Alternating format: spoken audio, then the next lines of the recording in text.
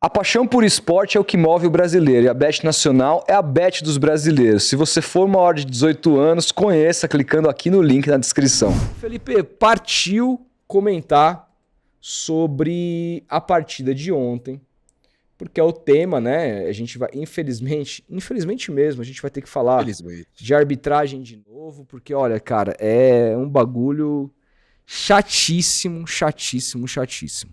Ah, por quê? Porque não vai mudar nada. Não, assim. Bom, vamos lá.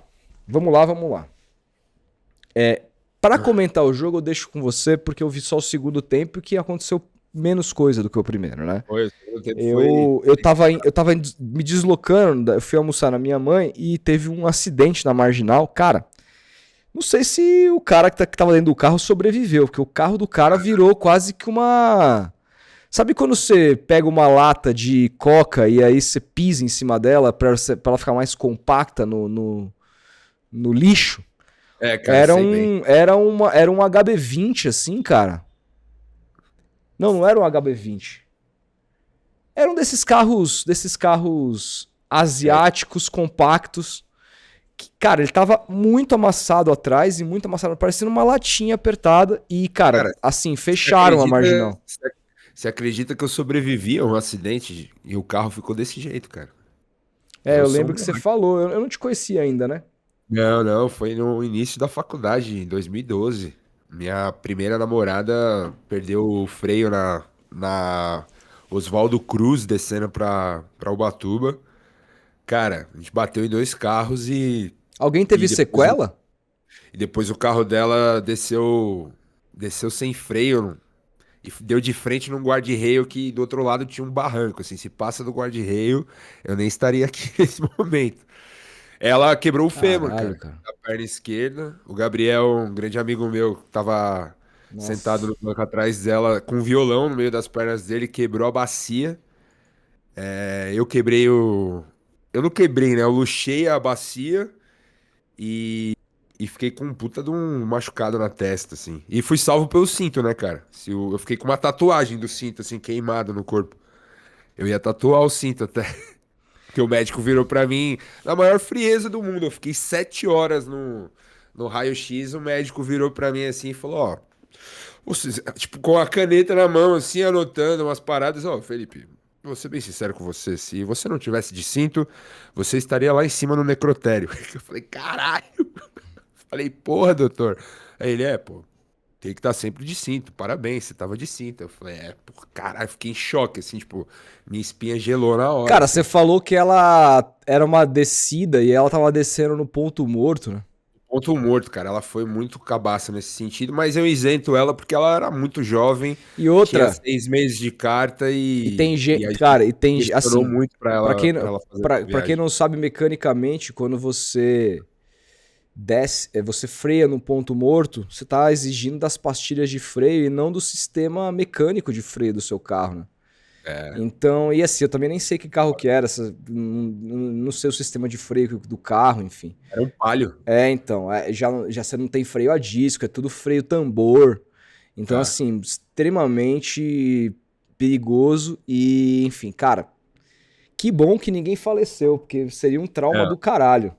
tá maluco, cara. Mas, Mas é enfim. foda também, cara. Então, e aí, assim, eu fiquei muito tempo pra voltar pra casa. Minha mãe me costuma perguntar, né? Preocupada que é. E aí, filho, você chegou? Eu tava na metade do caminho ainda, de tanto tempo que eu fiquei no. Só que eu fui ouvindo o jogo pela GETV no, no som do carro, né? E aí eu fui. Eu vi os dois gols do Flamengo e tal. E, enfim, mas eu não tinha tido noção ainda. Se falou bastante na transmissão sobre as polêmicas do lance. A polêmica, já se falava ali da polêmica do pênalti, mas eu não tinha visto ainda. Se falou sobre a polêmica do pênalti pró-Flamengo.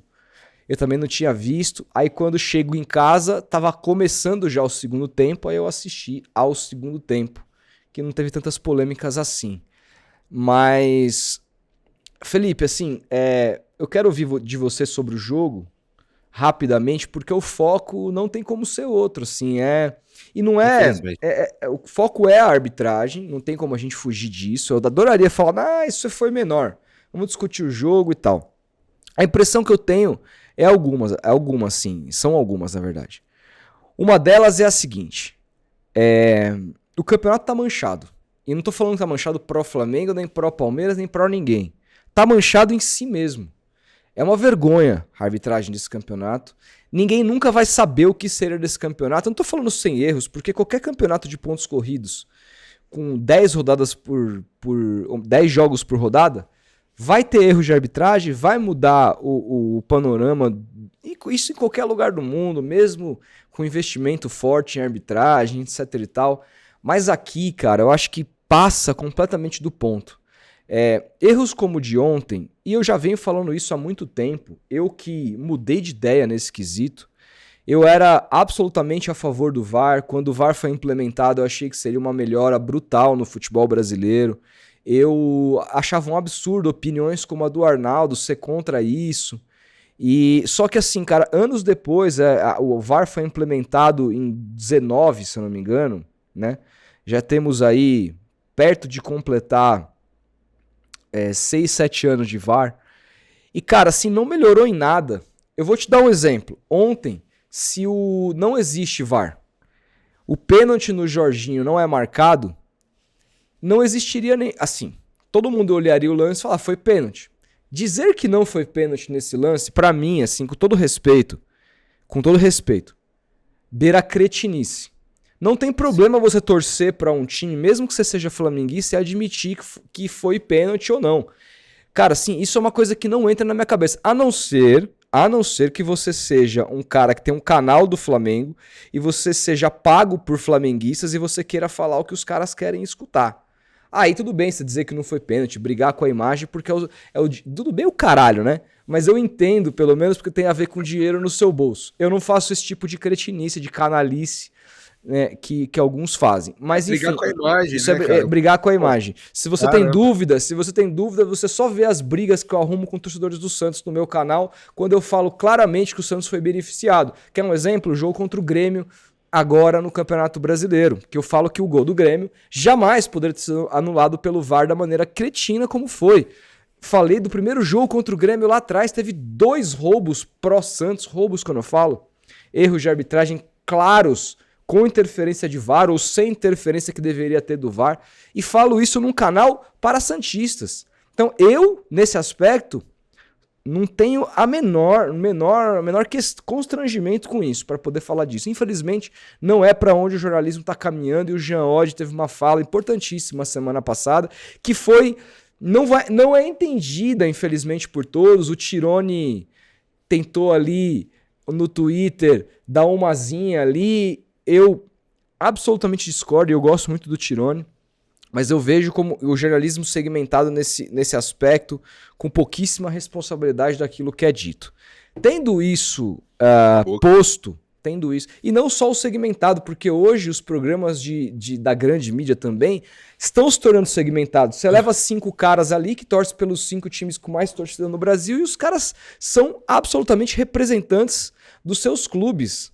E né? O cara que tenta ter uma opinião contrária ao clube que ele torce, ele é alvejado. Alvejado. A gente está num momento do jornalismo muito complicado como um todo, tá? Como um todo. Eu aqui, por exemplo, com todo respeito, assim, vamos falar a verdade, se o Palmeiras, como torcedor, porque a gente também é torcedor, se a gente tem aqui um canal e tudo mais, é porque a gente tem um time, é porque se roubarem a favor do Santos, eu não vou chorar lágrimas, meu Deus, roubaram, vou ficar feliz, o importante é eu estar feliz que o Santos ganhou e tal. Ontem, por exemplo, eu estava torcendo pro Flamengo, eu vou torcer pro Palmeiras. Então, assim, já vem aqueles cretinos flamenguistas falar de barrista, enfia o barrismo no nariz de vocês, porque eu tava torcendo pra vocês. Vocês não têm ideia do que a capital paulista torce por vocês. Vocês não têm ideia do quanto a gente é obrigado a vestir essa camisa rubro-negra pelo menos umas 3 vezes por ano, e provavelmente vai ter que vestir de novo na final da Libertadores.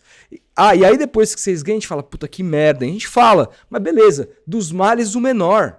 Então, assim, Essa coisa de bairrismo é de uma cretinice completa, porque a gente é pró-Flamengo, quem não é palmeirense, aqui em São Paulo, nesse momento... Lá no Rio quem não é É Flamengo, lógico. Palmeiras. Então assim, dizer que o Palmeiras foi prejudicado ontem, e foi claro, assim, não é nada além do que fatos. Meu ponto é só, se esse lance, o primeiro lance, que foi pênalti claríssimo, acho que até chega a ser constrangedor alguém defender algo contrário a isso, né? Você pode ter opinião de tudo e tal, mas eu não respeito esse tipo de opinião.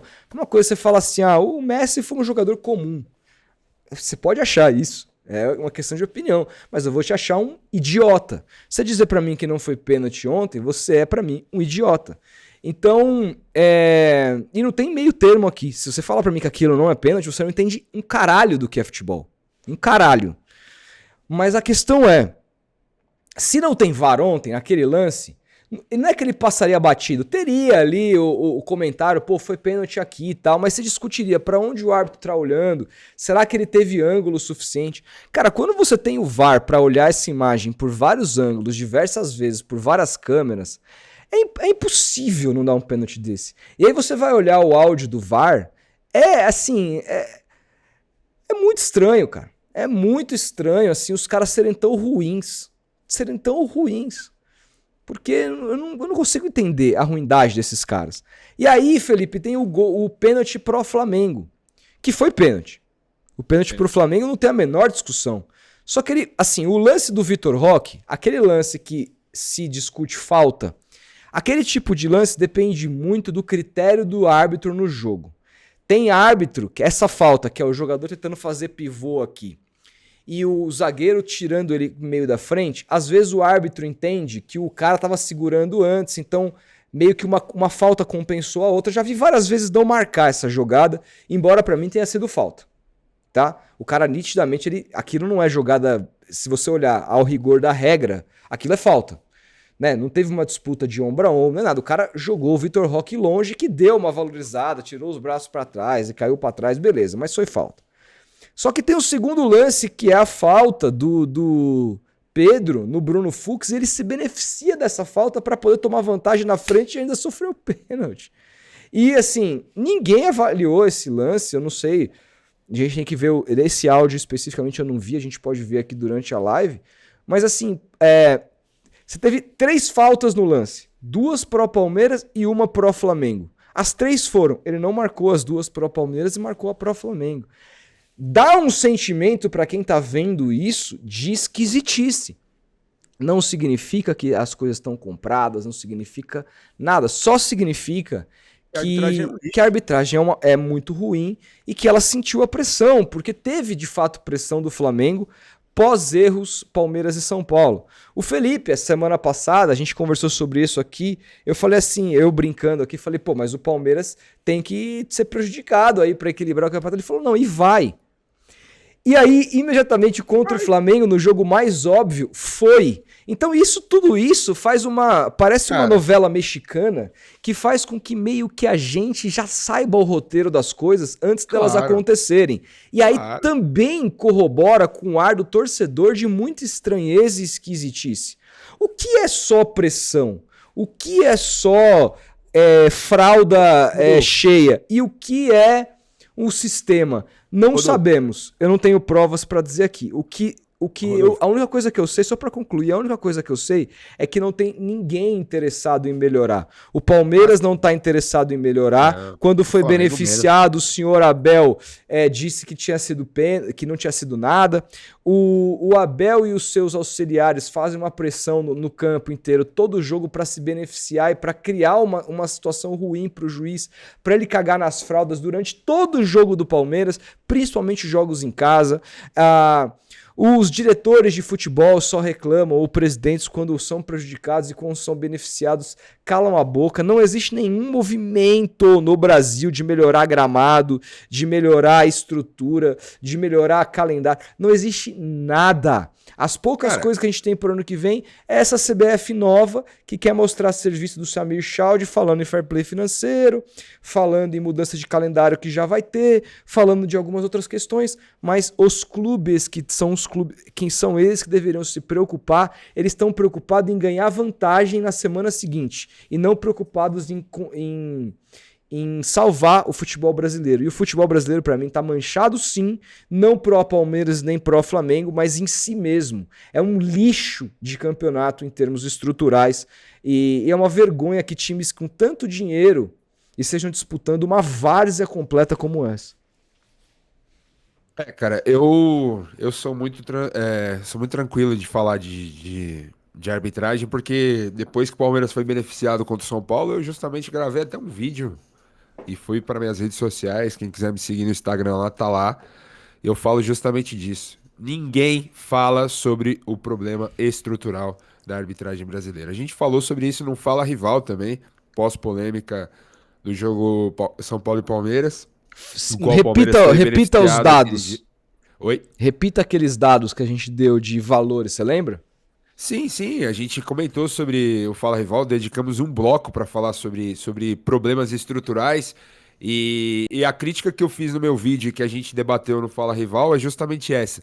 Os jornalistas, a mídia, os dirigentes de clubes, você não vê o debate acontecendo sobre o problema estrutural da arbitragem. Você não vê na Libra, você não vê na LFU, que tudo bem, são movimentos dedicados a discussão dos direitos de transmissão, mas que poderiam ser ferramentas importantes para se debater sobre esse problema estrutural que, repito, desde que eu era criança, eu vejo nas mesas redondas, no pós-rodada de domingo, os mesmos debates. Vamos às polêmicas da arbitragem. Vamos lá, Godoy. Vamos lá, Paulo César. Vamos lá, Simon.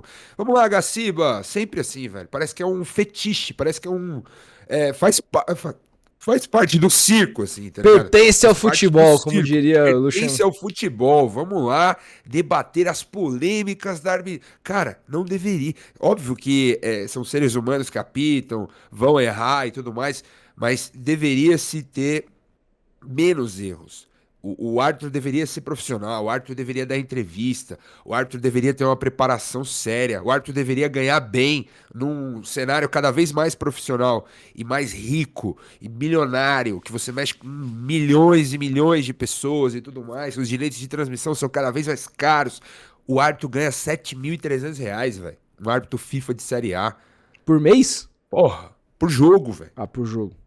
Porra, mano, a arbitragem é um bico, velho. Dentro de um produto que é profissional, que todo mundo é profissional, a arbitragem é um bico. A gente fez uma conta aqui. Fala disso, velho. A nossa conta aqui é que o salário do Neymar no Santos, não o de 20 milhões lá do primeiro semestre, o atual, que estima-se está em 5 milhões de reais por mês, pagaria, Felipe,